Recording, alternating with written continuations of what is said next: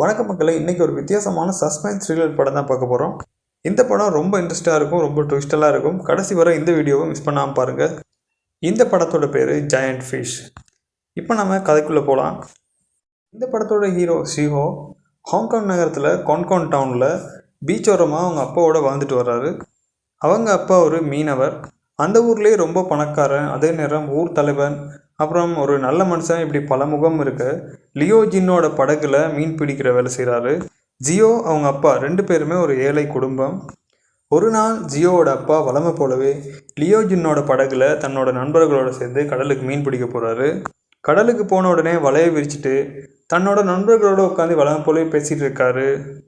என்னன்னா, லியோஜினோட மற்ற படகுல உள்ளவங்களுக்கு மட்டும் பெரிய மீன் கிடைக்குது, ஆனால் நமக்கு இவ்வளோ நாள் கடலுக்கு நாமளும் வரோம், இதுவரை நமக்கு ஒரு பெரிய மீன் கிடைச்சதே இல்லைன்னு ரொம்ப சேடாக பேசிகிட்டு இருக்காங்க.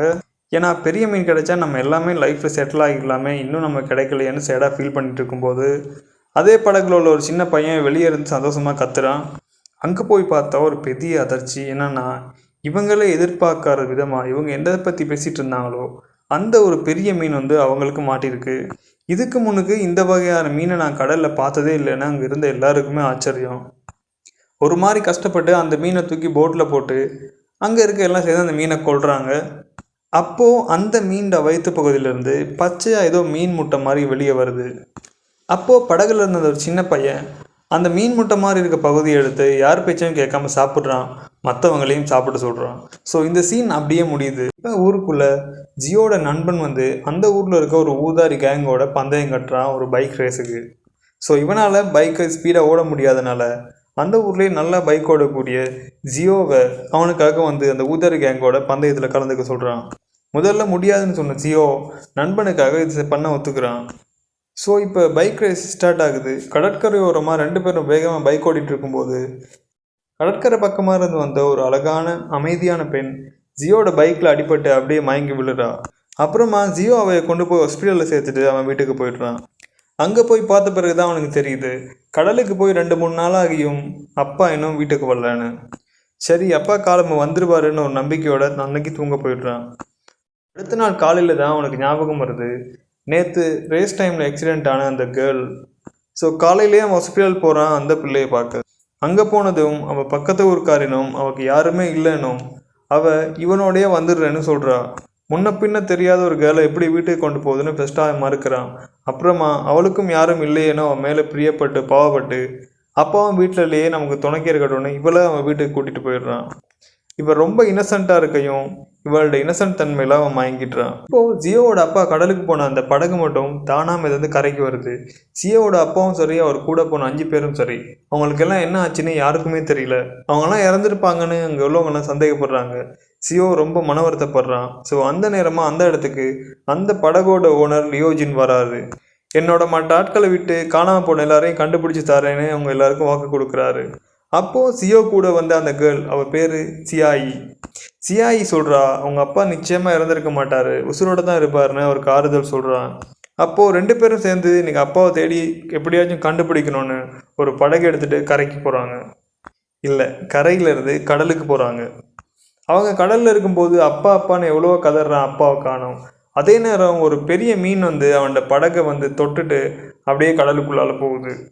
அப்பா கிடைக்கலையன்ற மனவர்த்தத்தோட ஜியோவும் அந்த கேர்ளும் அப்படியே கரைக்கு திரும்புகிறாங்க.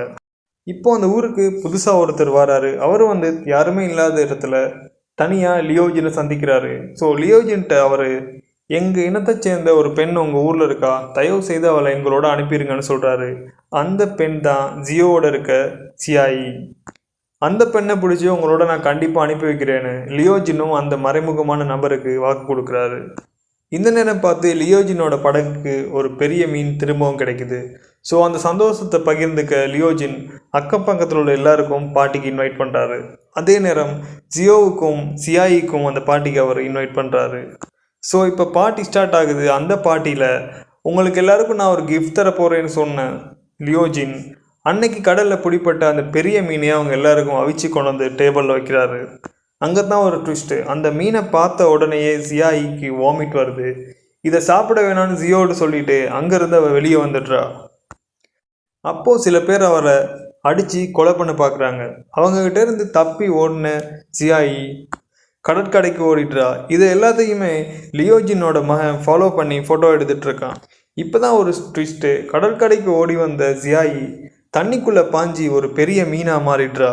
இப்போ இந்த விஷயத்த ஃபோட்டோவோட லியோஜின் ஜியோட்ட சொல்கிறாரு, உன்னோட இருக்க சாதாரண மனுஷி இல்லை, அவள் ஒரு மீன். பட் அதை எதையுமே கண்டுக்காத ஜியோ, அவள் யாராக இருந்தாலும் என்ன, அவள் என்னோட காதலி, நான் அவளை காதலிக்கிறேன், அவன் மேலே வச்சிருக்க அன்பு எனக்கு எப்போவுமே குறையாதுன்னு ஜியோ சொல்லிடுறான். இப்போ ஜியாயி இனத்தை சேர்ந்த அந்த மனுஷன் லியோஜினை பார்க்க திரும்பவும் லியோஜினோட ஆஃபீஸுக்கு போகிறாரு. அங்கே போனோன்னே அவருக்கு ஒரு பெரிய அதிர்ச்சி காத்திருக்கு. என்னென்னா, ஓலைச்சுவடி ஒன்று மாதிரி ஒரு பழைய புத்தகம் லியோஜினோட ஆஃபீஸில் இருக்குது. அந்த புத்தகத்தில் சொன்ன விஷயம் என்னென்னா, மீன்லேருந்து கிடைக்கிற அந்த பச்சை முட்டை போன்ற இப்போ யார் சாப்பிட்றாங்களோ அவங்க எல்லாமே மீனாக மாறிடுவாங்க. ஸோ இந்த விஷயத்தை தெரிஞ்சு தான் லியோஜின் கடலுக்கு போகிற எல்லாரையும் அந்த முட்டையை சாப்பிட வச்சு மீனாக மாற்றி அவங்கள பிடிச்சி பெரிய மீன்னு சொல்லி விற்று பெரிய பணக்காரனாக வாழ்ந்துட்டுருக்காரு. இப்போ அந்த இடத்துக்கு வர லியோஜின் ஒரு பெரிய தடியால் அந்த மனுஷன் மண்டையில் அடித்து அவரை ஒரு இருட்டு அறைக்குள்ளே கொண்டு போய் கட்டி வச்சிட்றாரு. இப்போ அவளை தேடி அங்கே ஜியாயி வாரா. லியோஜின் இவளையும் சேர்த்து கொலை பண்ண ட்ரை பண்ணுறாரு. இப்போ ஜியாயியை தேடி அந்த இடத்துக்கு வர ஜியோவும் அவனோட நண்பனும் சேர்ந்து ஜியாயியை காப்பாற்றி லியோஜின்கிட்ட இருந்து தூக்கிட்டு ஓடுறாங்க. ஜியோவோட நண்பன் வேறு யாரும் இல்லை, அவன் லியோஜினோட மகன் தான். அவளை காப்பாற்றி கொண்டு போகும்போது ஜியாயியோட உடம்பெல்லாம் காயமாக இருக்குது. அப்போது ஜியோ அவள்கிட்ட கேட்குறான், நான் இப்போ என்ன பண்ணணும்னு. ஜியாயி சொல்கிறா, கடலுக்கு போனால் என்னோட எல்லா காயமும் குணமாகிரும், எனக்கு கடல் தண்ணி தான் மறந்துன்னு. ஸோ அவளை எப்படியாச்சும் காப்பாற்றணுன்னு 2 பேரும் சேர்ந்து கடற்கரைக்கு அவரை காப்பாற்ற தூக்கிட்டு போகிறாங்க. அந்த நேரமாக பார்த்து ஜியாயியை லியோஜின் தூரமாக இருந்து ஷூட் பண்ணுறாரு. அவர் ஷூட் பண்ண அந்த குண்டு அவரோட மகன்ட நெஞ்சையே தொலைச்சிருது. இப்போ கடற்கரைக்கு போனதும், நான் எப்படி வாழணும்னு நீ ஆசைப்படுறியோ அதே போல் நான் வாழ்கிறேன்னு ஜியாயி ஜியோட்ட சொல்கிறா. பட் நீ தரையில் இருக்கிறத விட கடலில் இருக்கும்போது தான் கம்ஃபர்டபுளாகவும் சந்தோஷமாகவும் இருப்பினா, நீ கடல்லையே இரு, ஆனால் நான் உன்னை வச்சிருக்க அன்பு மட்டும் எப்பவுமே குறையாதுன்னு ஜியோ ஜியாயியை கடலில் விட்டுட்டு அப்படியே வந்துடுறான். இதோட இந்த அழகான படம் முடியுது. இந்த மாதிரியான த்ரில்லரான படங்களை பார்க்க சப்ஸ்கிரைப் பண்ணி நம்ம சேனலோட எழுதிருங்க. அடுத்த வீடியோவில் சந்திக்கலாம். பை.